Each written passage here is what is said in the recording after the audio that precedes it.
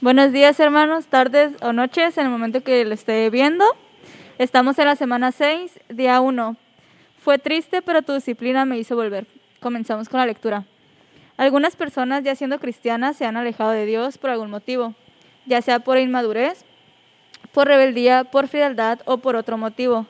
Pero el Padre al que ama disciplina para hacerlo regresar a Él. Yo tuve el privilegio de nacer y crecer en un hogar cristiano. Y desde que tengo uso de razón he escuchado hablar de Dios, pero vergonzosamente en algún momento de mi vida llegué a pasar por alguna etapa de frialdad espiritual. Es muy triste que tales recuerdos no se puedan borrar tan fácilmente, dejando marcada nuestra vida y quedando como un aguijón en la carne. Les voy a contar una experiencia no muy agradable que me sucedió en el año de 1997. Por cuestiones de trabajo de mi esposo, nos tuvimos que ir a vivir por 9 años a un poblado que se llama Santa Lucía, ubicado en el Estado de México. Mi esposo y yo teníamos pocos años de casados y ya Dios nos había bendecido con 2 hijos. En ese entonces estaban pequeños, una niña de 3 meses y un niño de 5 años. En ese tiempo vivíamos en una unidad habitacional, la cual era muy grande. En ella vivían cerca de 5,000 personas, originarias de todas las regiones del país. Era, por así decirlo, un lugar multicultural. En ese lugar no había iglesias de ninguna denominación y las iglesias más cercanas se encontraban relativamente lejos. Al principio buscamos una iglesia cristiana en la cual congregarnos, la cual encontramos a 20 kilómetros de esa unidad habitacional. Mi esposo en ese momento no tenía un vehículo en el que nos pudiéramos trasladar en forma rápida y segura a esa iglesia. Además, por el trabajo que desempeñaba mi esposo, casi nunca estaba en casa, por lo que al principio de esos 9 años de estancia en ese lugar, se me dificultó asistir a la iglesia, ya que era muy difícil y arriesgado trasladarme en peceros cargando con 2 niños y más cuando ya era de noche.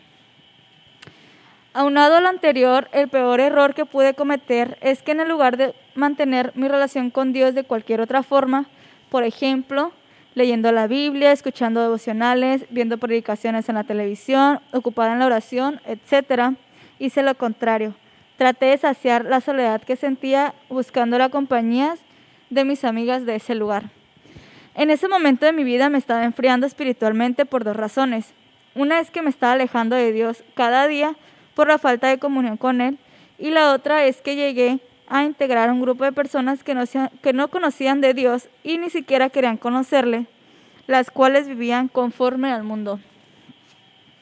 Realmente yo no compartía la forma de ser y de pensar de esas personas porque Cristo moraba dentro de mi ser, pero cada momento que yo pasaba con ellas era como un tiempo perdido, ya que no tenía nada de provechoso para el espíritu, lo único que provocaba era que me alejara cada día más y más de mi Señor.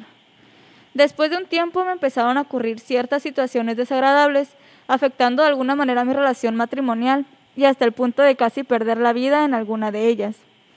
Lo que me hizo recapacitar y ver que las cosas que me estaban pasando eran porque Dios me estaba disciplinando y a la vez exhortando a entrar nuevamente en el redil.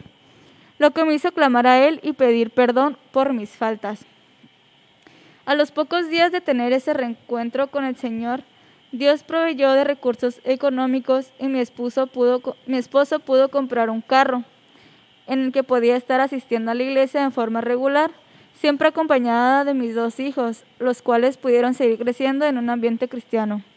Mi esposo también me acompañaba cada vez que su trabajo se lo permitía. Desde ese momento ya no me sentía sola, pues Dios estaba conmigo. Fueron tristes las cosas que tuve que pasar por alejarme de Él, pero su disciplina me hizo volver. Y la pregunta del día de hoy es: ¿cómo está nuestra relación con nuestro Creador? Si estamos pasando por alguna situación de alejamiento, yo te invito a que pronto te puedas reconciliar con Él. No esperes a ser disciplinado porque tú no sabes cómo Dios lo va a hacer. Y para terminar, voy a leer un pasaje que está en Hebreos 12:7, el cual dice así: si soportas la disciplina, Dios os trata como a hijos, porque ¿qué hijo es aquel a quien el Padre no disciplina? Que tengas un buen día.